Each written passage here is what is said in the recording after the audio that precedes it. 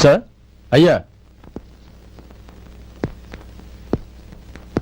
Mukesh sir నీ జీతం ఎంత? 10,000 సార్.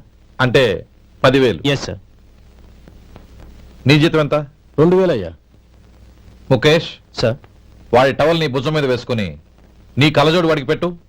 సార్ అది do what I say. Yes sir.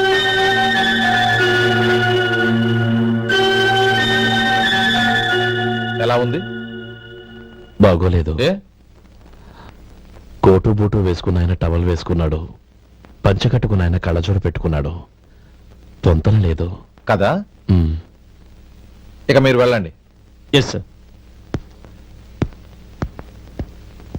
నీ తమ్ముడికి నా కూతురికి పెళ్లి జరిగిందంటే వాళ్ళ జంట కూడా ఇలాగే ఉంటుంది.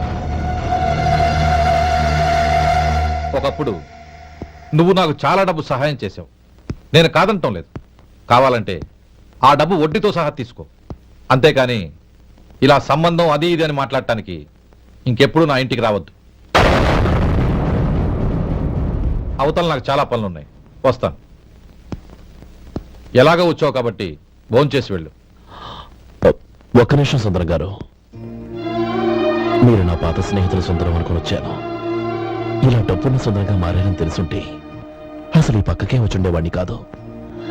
కనీసం భోంచేసి వెళ్ళమన్నారు, చాలా సంతోషం. వస్తానండి. వస్తానమ్మా.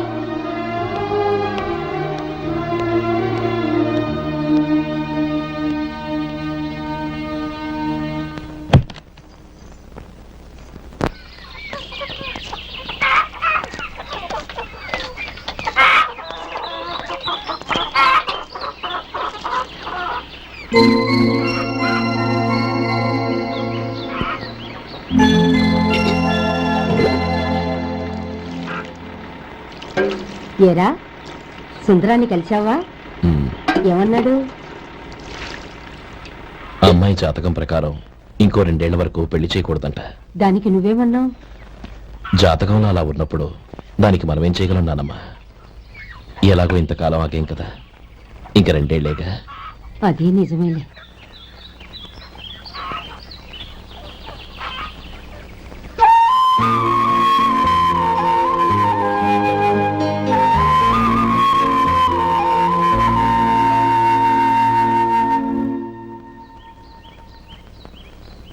అక్కడ నిన్నెవరైనా అవమానించారా అన్నయ్య?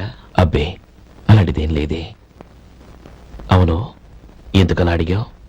అన్నయ్య, చిన్నప్పటి నుంచి నా మొహాన్ని నేను అతనిలో చూసుకున్న దానికంటే నీ మొహాన్ని ఎక్కువగా చూశాను.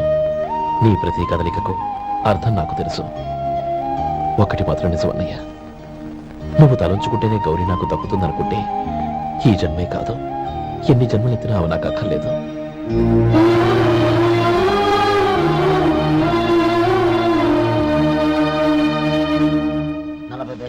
మీ హోటల్లో టిఫిన్లు అన్ని బ్రహ్మాండంగా ఉన్నాయండి. గుడ్, చాలా థ్యాంక్స్ అండి. అంతా మీలా అంటోడదయ్యా. ఎలా సుబ్బారావు, ఎలా ఉన్నారా? బాగున్నావా? అలాగే మిగతా చిల్లర ఉన్నాయి. మిగతా చిల్లరేంది? మిగతా చిల్లర ఏందంటారండి అండి? 100 ఇచ్చాను కదా, మిగతా చిల్లర ఉన్నాయి. ఏంది జోకులు ఎత్తన్నావా? నీతో జోకులు ఇవ్వాల్సిన అవసరం నాకేంటయ్యా? నువ్వేమన్నా నా బామ్మర్దివా బంధువా? మర్యాదగా నేను ఇచ్చిన 100లో నీ 32.5 తీసుకుని మిగతా చిల్లరి. అరే, అసలు 100 రూపాయలు కూడా చిల్లర పట్టావేంటి? నీకేమన్నా మతిపోయిందా? మర్చిపోయింది నాకు కాదు, నీకు. ఏమండి విన్నారా? ఏమండి, నా బిల్లు 32.5 అయింది, నేను 100 ఇచ్చాను. బిల్లు 32.5 తీసుకుని మిగతా చెల్లిమంటే అసలు నేను 100 ఇవ్వడానికి ఎందుకయ్యా అబద్ధాలు ఆడతా? ఇచ్చే ఉద్యానంటే ఒక బసరైపోద్ది. వచ్చారంటే పెద్ద పెద్దరాడి తీర్పు చెప్పడానికి ముందు నువ్వు బిల్లు కట్టు. నేను బిల్లు కట్టడం ఏంటయ్యా బాబు? ఇప్పుడే టిఫిన్ చేయడానికి వస్తుంటే. మరి ఇంకే 9 హోల్స్ మూసుకొని లోపలికి తోపి తిను. ఎల్లు. ఏంటి మావా గొడవ? చూడరా మధు, డబ్బులు ఇవ్వకుండానే 100 రూపాయలు ఇచ్చి అబద్ధం ఆడుతున్నాడు. ఇవ్వలేదంటావేంటయ్యా? కావాలంటే గల్లా పెట్టి తీసి చూడు, 100 నోటు కనపడతాయి. చాలే ఊరుకోవయ్యా. ఎర్ర చీర కట్టుకుందా నా పిల్లమే అన్నట్టు గల్లాపెట్లో ఉన్న ప్రతి 100 రూపాయలు నీది అయిపోతాయింది. ఇంతకీ ఏం సార్ మీరు అనేది? అన్నారకి ఏముందండి, నా బిల్లు పోని మిగతా చిల్లర ఇస్తే నేను వెళ్ళిపోతాను. మీరు ఆల్రెడీ 100 ఇచ్చారు కదా. అవును. అదేంటి? ఇంకో 32.5 ఇస్తే సరిపోతుంది. ఇదేంటయ్యో తిరగాసుగా మాట్లాడుతున్నావు? నా బిల్లు 32.5 కదా. మీ బిల్ ఏది? ఇదిగో. అయ్యి బాబాయ్, తెగ మాత్రం 32.5, 132.5 ఎలాగైందయ్యా? మీరు 100 ఇవ్వకుండానే ఇచ్చినట్టు. This is cheating. అయినా నేనంత తిన్నానన్నానికి సాక్ష్యం ఏంటి? మీరు 100 ఇచ్చారనడానికి సాక్ష్యం ఏంటి? నేనే మీరు తిన్నారనడానికి సాక్షి నేనే. ఆ, ఏయ్, నీలాంటి వాళ్ళని నా సర్వీస్ లో ఇంతమందిని చూశాను. అనవసరంగా గొడవ ఎందుకు కానీ మర్యాదగా కట్టేసి వెళ్ళు. తప్పదా? తప్పదు. ఇవ్వకపోతే మెడ తిప్పేస్తాను. సార్ నా దగ్గర డబ్బు లేదు సార్. ముందు చెయ్యదులు. ఇది ఎంత ఉంటుంది? నాకే తెలుసు. ఇది కొట్టేసిన బాబతేనా? నాకు ఎట్టా ఉంది? బాగుంది. అయితే నువ్వు వెళ్ళు. వెళ్తానండి. ఏయ్, ఇలాంటి చౌకబారు వేషాలు ఇంకెక్కడా వైకు. కాళ్ళు చేతులు తీసేస్తారు. అలాగేనండి. ఓరా. ఒరే సొంటి, మధుకి వచ్చే నెల నుంచి నెలకి జీతం 100 రూపాయలు పెంచా. నీకు వచ్చే నెల నుంచి నెలకి జీతం 100 రూపాయలు కట్ చేసి వెళ్ళి పని చూసుకుని వెళ్ళండి వెళ్ళండి. మాస్టారు మాస్టారు వస్తున్నాను ఉండవయ్యా. ఇల్లు పోస్ట్ ఆఫీసు ఒకటైపోవడంతో నా ప్రాణాలు పోతున్నాయి. ఒక టైం లేదు పాడు లేదు.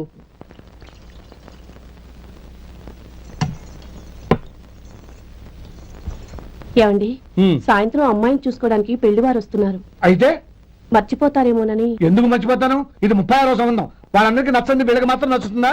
మర్చిపోతానంట, మర్చిపోతాను. ఏంటో కంగారు? వస్తున్నాను కదా. ఏం కావాలి? 2 ఇంగ్లాండ్ కవర్లు 2 కార్డులు రండి. ఆ. 4:30 ఇవ్వు. ఇవ్వండి.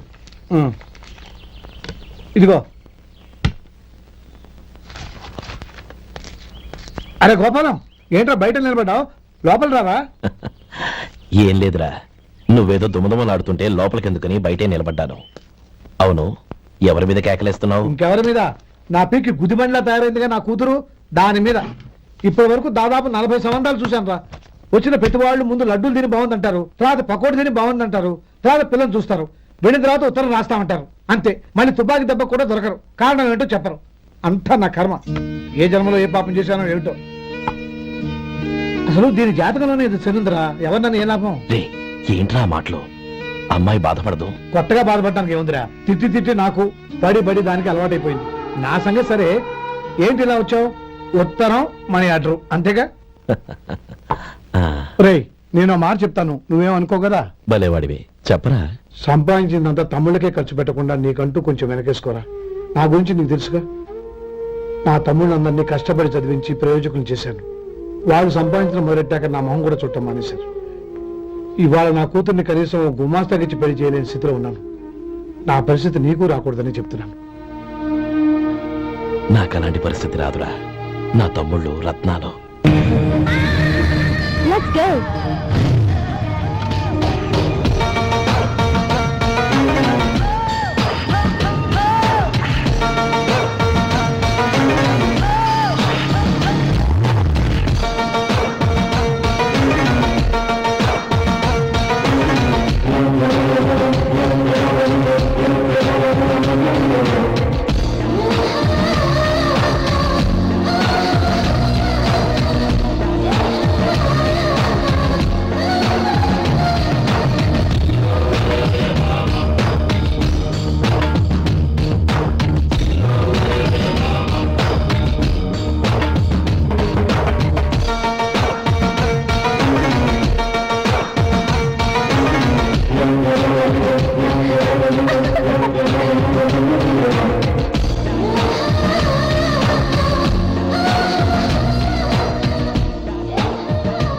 మీలో శేఖర్ ఎవరండి? నేనే. ఏ, మీకు మనీ ఆర్డర్ వచ్చింది. ఇక్కడ సంతకం పెట్టండి. రే మధు. అరే శంకరం బాబాయ్, మీరా? ఆ. రే, ఓ స్పెషల్ టీవీ రండి, కూర్చొని మాట్లాడుకుందాం. అలాగే. ఏంటి ఇలా వచ్చారు? ఏం లేదురా, ఆ. పట్టణం నుంచి పెద్దోళ్ళు ఎవరో వచ్చారు. మన ఊళ్ళో ఏదో ఫ్యాక్టరీ పెట్టబోతున్నారంట. తోట బంగ్లాలో దిగారు. సరే. వాళ్ళకి ఒక డ్రైవర్ కావాలంట, అందుకోసం వచ్చాను. ఆహా. అవును, అంతకు ముందు నువ్వు మోటార్ ఫీల్డ్ లో పనిచేసావు కదా, నీకు తెలిసిన డ్రైవర్ ఎవరైనా ఉన్నారా? జీతం ఎంత ఇస్తారు బాబాయ్? 2000 దాకా ఇస్తారు. అయితే ఎవరో ఎందుకు, నేనే వస్తాను. ఏంటి, నీకు డ్రైవింగ్ కూడా వచ్చా? మనకి రాని పని అంటే ఏముంది బాబాయ్, తీసుకోండి. జనార్దన్ సార్. మనం కట్టబోయే ఫ్యాక్టరీ సైట్ చూడటానికి ఇంజనీర్లు వస్తున్నారు కదా సార్. స్టేషన్ కారు పంపించడం మర్చిపోకు. అలాగే సార్. శంకరం ఎవరో కొత్త డ్రైవర్ వస్తాడని చెప్పాడు, అతని కోసమే చూస్తున్నాను. ఒకవేళ రాకపోతే నేనే వెళ్ళి తీసుకొస్తాను. గుడ్. ఎవరో చూడు. Okay sir. సార్ నమస్కారం సార్.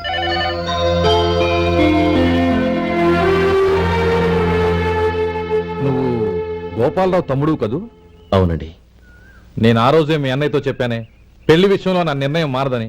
ఎందుకు వచ్చావు? నేను అందుకు రాలేదండి. మీకు డ్రైవర్ కావాలని శంకరం బాబు చెప్పారు, ఆ పని కోసం వచ్చాను. ఓ ఐ సీ. లైసెన్స్ ఉందా? ఉందండి. ఓకే, ఆ కార్ తీసుకుని స్టేషన్కి వెళ్ళు. నీ కూడా మా పిఏ వస్తాడు. అలాగే సార్. ఇంకో విషయం, నువ్వు ఎవరివి ఏమిటన్నది ఎట్టి పరిస్థితుల్లోనూ మా అమ్మాయికి తెలియకూడదు. అర్థమైందా? అలాగే సార్. వెళ్ళు.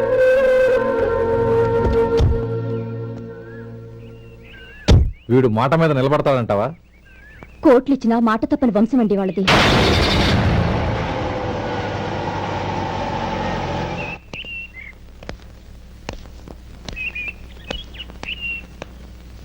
నానమ్మ బియ్యం అక్కడ లేవే, ఇక్కడ ఉన్నాయి. ఆ మాత్రం నాకు తెలీదా? కింద పడ్డ బియ్యాన్ని ఏరుతున్నాలే. అవును, పొద్దెక్కింది, మీకు భోజనాలు వడ్డించమంటారా? సుబ్బారావు గారి దారిలో కనిపించారు నానమ్మ. ఆయన భోజనానికి పిలిచాను. ఆయన వచ్చాక అందరం కలిసి భోజనం చేస్తాం. అలాగేలే. అమ్మా, ఆ, రండి బాబు రండి, మీకోసమే ఎదురు చూస్తున్నాను. ఏమిటి బాబు ఆలోచిస్తున్నారు? ఇది మీ సొంత ఇల్లు అనుకోండి. రండి బాబు రండి రండి. అదేంటమ్మా అడుక్కునే లోపల తీసుకొచ్చావు? ఎవరు అడుక్కునేవాడు? ఆయన మన అతిథి. అతిథికి సేవ చేసుకోవడం ఎంతో పుణ్యం. అతిథి దేవో భవ అన్నారు, ఎప్పుడు వినలేదా? నీకు ఇష్టం లేకపోతే చెప్పు, పంపించేస్తాను. అంతేగాని అడుక్కునేవాడు బిచ్చగాడని నువ్వేమో అవమానం చేయక్కర్లేదు. మీరు రండి రండి. అమ్మా భిక్ష వేయండి అమ్మా. వేదవాస వచ్చినాడా? అమ్మా భిక్షమయ్యని ముందే అనుంటే అసలు నిన్ను లోపలికే తీసుకెళ్లేదని కాదు. అమ్మా అని అంతటితో కట్ చేశావు. కావతలకి